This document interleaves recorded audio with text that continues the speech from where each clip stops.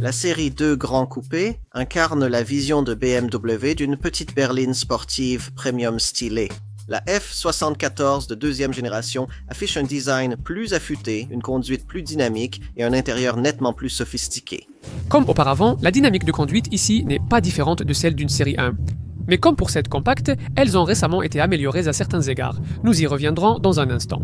Les choix de moteur sont à peu près les mêmes que ceux de la série 1, en commençant par le modèle 3 cylindres 1,5 litres mild hybride 48 volts. Nous testons ici la 220 avec 170 chevaux, la version que la plupart choisiront. Elle atteint les 100 km/h en 7,9 secondes et peut aller jusqu'à 230 km/h. Et c'est largement aussi rapide que ce dont vous avez vraiment besoin dans ce genre de voiture. Si cela ne suffit pas, on vous orientera vers la version 223X. Drive, équipée d'un moteur 4 cylindres hybride léger, 48 volts, développant 218 chevaux. Cette variante est nettement plus rapide, abattant le 0 à 100 km/h en seulement 6,4 secondes et atteignant une vitesse de pointe de 250 km/h. Comme son nom l'indique, elle offre aussi la transmission intégrale, pour une meilleure motricité. La M235X Drive modèle phare dispose d'une transmission intégrale et d'un moteur essence turbo, 2 litres 4 cylindres. Elle se passe de toute technologie électrifiée et délivre légèrement moins de puissance et de couple que la version précédente, mais offre tout de même 300 chevaux. La version la plus puissante atteint 100 km/h en 4,9 secondes vitesse maxi, limitée à 250 km/h. Toutes les séries de grands coupés doivent désormais être équipées d'une transmission automatique. Il s'agit d'une nouvelle boîte automatique à double embrayage Steptronic à 7 rapports, dotée d'une pédale de boost qui offre au conducteur une accélération supplémentaire pour les dépassements. La suspension a été entièrement retravaillée. BMW l'appelle adaptive, ce qui n'est pas tout à fait exact. Les séries de grands coupés ont toutes une suspension passive. Mais il s'agit du type à fréquence sélective que nous avons vu pour la première fois sur la série 3. Le conducteur ne peut pas modifier le confort de conduite. La soupape de l'amortisseur réagit différemment aux sollicitations de la chaussée selon la fréquence. Vous en aurez besoin, car avec la suspension sport unique sur toute la gamme, cette voiture reste assez ferme côté confort. Et cela pourrait ne pas être agréable lors de vos trajets matinaux en banlieue. Nous vous conseillons donc de l'essayer avant de l'acheter. Tout le monde n'aimait pas le look de la version originale de cette voiture. BMW qualifie désormais le style de l'ancien F44 de polarisant et a tenté de rendre le remplaçant F74 plus attrayant, sportif et accessible à un public plus large. Elle est certainement plus grande. La longueur atteint 4546 mm, plus 20 mm, la hauteur 1435 mm, plus 15 mm et la largeur 1800 mm. De profil, une nouvelle version du Hofmeister King apparaît sur le menton arrière, désormais ornée d'un emblème 2. Les jupes latérales ont aussi été redessinées. Il y a moins de surface métallique vierge et vous pouvez payer un supplément pour obtenir cette finition de toit contrastée en noir brillant. Jetons un coup d'œil à l'intérieur cependant. De façon prometteuse, la porte se ferme avec un bruit sourd que l'on n'obtient normalement pas avec un design sans cadre de ce genre.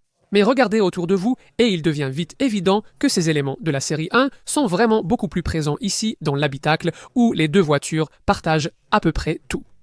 Il y a quelques différences de détails par rapport à la berline, comme les panneaux avant-gardistes traversés d'argent à chaque extrémité du tableau de bord et la position différente des poignées de porte et des commandes de vitres. Mais à part ça, ce modèle F74 reçoit une version assez standard de la Munich. Le dernier cockpit du constructeur pour voitures compactes, doté des deux écrans du BMW Live Cockpit Plus. Regardez autour de vous et tout semble assez haut de gamme, même sur les versions classiques, avec des sièges sport chauffants, garnis d'Alcantara M noir et de sellerie Wagensa. De plus, il y a des inserts intérieurs en aluminium hexacube, rétro-éclairés avec un éclairage d'ambiance élégant et un ciel de toit anthracite. La surpiqûre tricolore M côté passager sur la planche de bord est aussi une belle touche. Et il y a aussi un volant M à jante épaisse, très agréable en main mais plutôt surdimensionné, avec de grandes palettes de changement de vitesse. On pourrait penser que l'augmentation des dimensions extérieures de la F74 Airier offrirait un meilleur espace arrière que la première génération. Cependant, c'est un peu un espoir vain, car l'augmentation de 20 mm de la longueur est due à des pare-chocs différents plutôt qu'à un allongement de l'empattement. Grâce à la petite ouverture de porte et aux fenêtres étroites, il reste toujours assez difficile d'installer un siège enfant ou quelque chose de ce genre à l'arrière ici. Et il faut toujours baisser un peu la tête pour entrer. Une fois à l'intérieur, il est tout de suite évident que les différences d'espace avec ce modèle de deuxième génération ne sont pas si importantes que ça. Vous êtes tout de même mieux installé ici qu'à l'arrière d'une série 1 compacte. Et pour être honnête, l'espace pour les jambes n'est pas tellement différent de ce que vous trouvez dans une berline série 3. Et c'est bien moins sombre ici à l'arrière qu'avec l'ancien modèle. Et cela est facilité par ces grandes vitres latérales arrière ici. Jetons enfin un œil à l'arrière, où le coffre dévoile un espace décevant de 360 litres, soit 70 litres de moins que la première série 2 Grand Coupé et 45 litres de moins que la Mercedes CLA.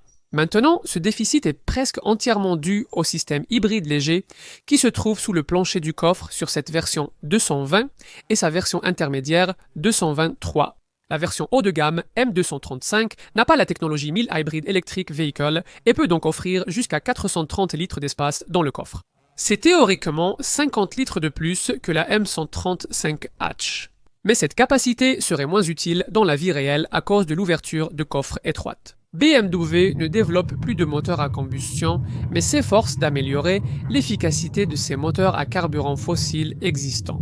Le moteur essence 3 cylindres mild hybride, 48 volts de 1,5 litres utilisé par ce modèle.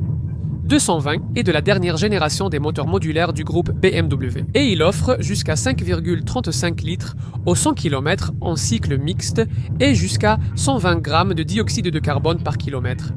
Les petites berlines étaient autrefois vendues à une clientèle assez âgée. Donc, ce que BMW a accompli avec la gamme de modèles série 2 Grande Coupé est impressionnant.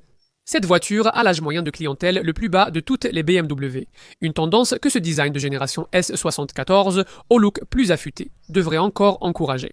Malgré l'ampleur des évolutions, nous peinons à l'imaginer. Elles vous donnent envie d'une série 2 Grand Coupé, même si ce n'était pas le cas avant. Mais si l'idée de Munich sur ce que devrait être un petit coupé 4 portes vous séduit, alors cette voiture vous plaira encore plus que sa devancière, qui était un peu controversée.